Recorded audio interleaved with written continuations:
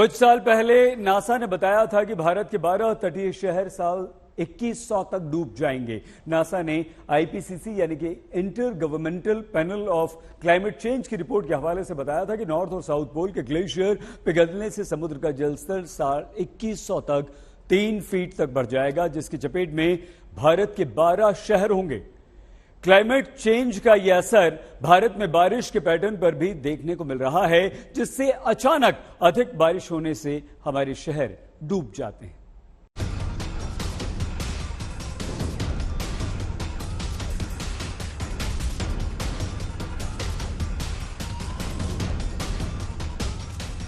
देश में आप किसी भी शहर में रहते हो, बारिश में घर से बाहर ऑफिस या बाजार जाना किसी के लिए भी जंग लड़ने के बराबर है।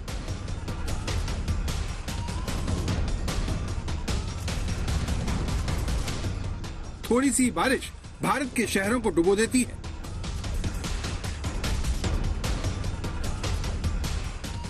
शहर चाहे महानगर हो या फिर छोटे, बारिश में उसका डूबना तय है।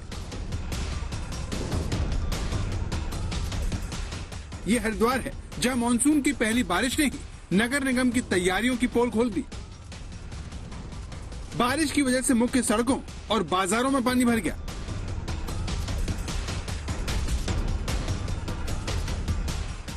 हरिद्वार में बारिश का पानी घरों में भी घुस गया।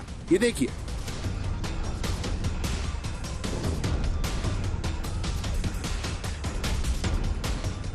अब मध्य गुजरात के खेड़ा और आनंद जिले की तस्वीर देखिए, जहां बारिश के बाद शहर बदहाल हो गया।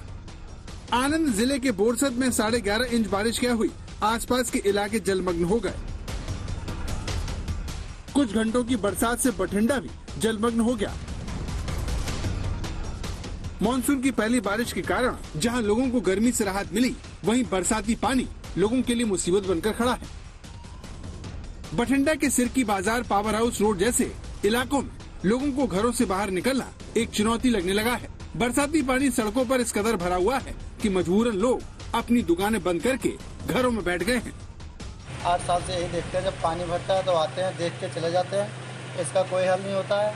दुकानों में पानी भरा रहता है और 4-5 दिन तक की दुकानें बंद रहती है और पानी निकलता नहीं यहाँ से जल्दी। मंत्री आते हैं, वादे करके जाते हैं, क्या वादे कभी नहीं पूरे होते। हर बार आते हैं, बोल के जाएंगे, हल करेंगे, हल करेंगे, कोई हल नहीं होता। और सामने मोटर लगी है, वो भी नहीं चालू होती कि पानी बोले थे जल्दी निकलेगी, जल्दी पानी निकलता नहीं है। भारत में शहर क्यों डूबते हैं, उसे समझने के लिए राजस्थान के फतेहपुर शेखावटी चलिए, जहां बस स्टैंड से लेकर बाजार तक पानी में डूब गए।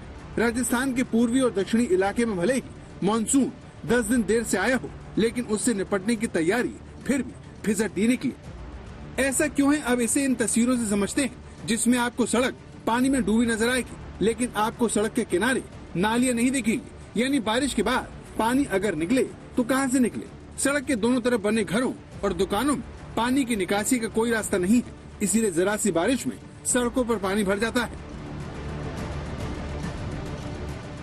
भारत में हर साल शहरों का ड्रेनेज सिस्टम दुरुस्त करने के लिए नगर निगम बजट बनाता है। एक बड़ा अमला इस काम को अंजाम देने में जुटता है, लेकिन जैसे ही पहली बारिश होती है, सारे दावे धरे के धरे रह जाते हैं। लोग भी इस तरह के हालात के लिए पहले से तैयार रहते हैं। मानसून के मौसम में लोग परेशान होते हैं, लेकिन कुछ भी नहीं बदलता। आज तक ब्यूरो। तो भारी बारिश से पहाड़ भी दरक रहे हैं। पहाड़ों के टूटने से उत्तराखंड में 4 धाम की यात्रा मुश्किल में पड़ गई है, जहां पर 2 गाड़ियां पहाड़ से गिरे पत्थरों की चपेट में आ गई हैं और सैकड़ों लोग फंस गए हैं।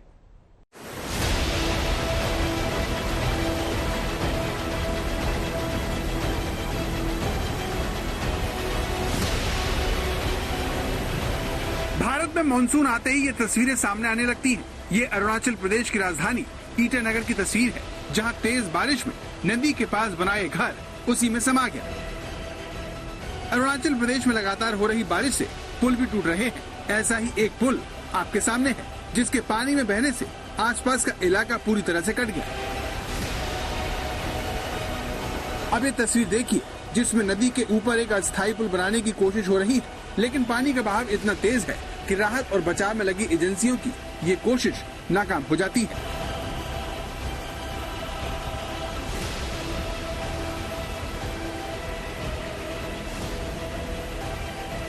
ईटानगर से 20 किलोमीटर दूर असम अरुणाचल प्रदेश के बॉर्डर पर फ्लैश फ्लड और लैंडस्लाइड से भारी तबाही देखने को मिल रही है।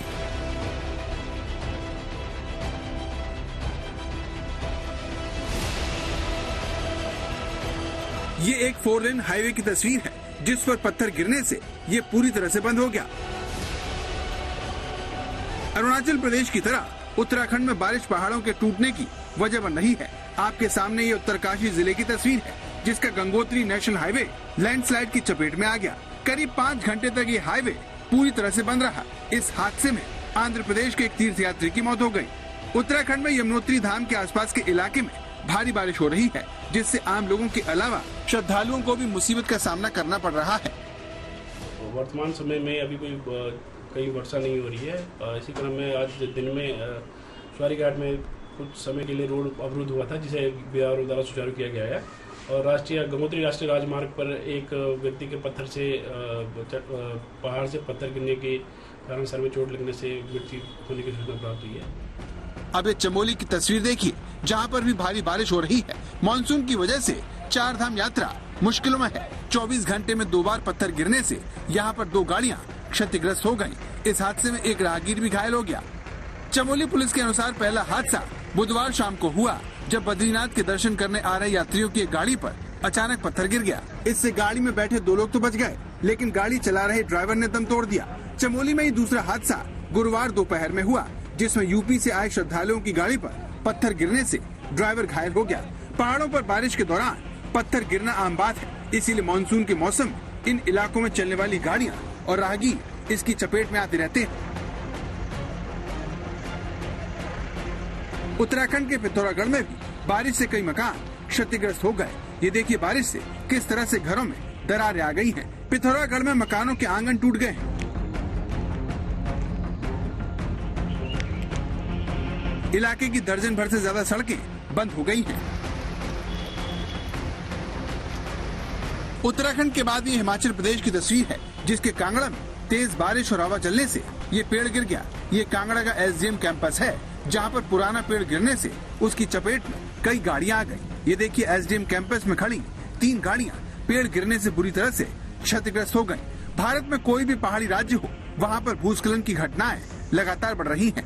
इस तरह के हादसों में लोग भी बड़ी संख्या में मारे जा रहे हैं। मानसून के दस्तक देते ही लोगों को सुकून देने वाले देश भर के पहाड़ खतरनाक हो जाते हैं। इस हालत की एक बड़ी वजह सड़क और पावर प्रोजेक्ट बनाने के लिए होने वाले विस्फोट और उनमें होने वाला कंस्ट्रक्शन है। इसके अलावा पहाड़ों पर तेजी से पेड़ काटने का खामियाजा मानसून में सारा देश भुगतता है। आज तक ब्यूरो।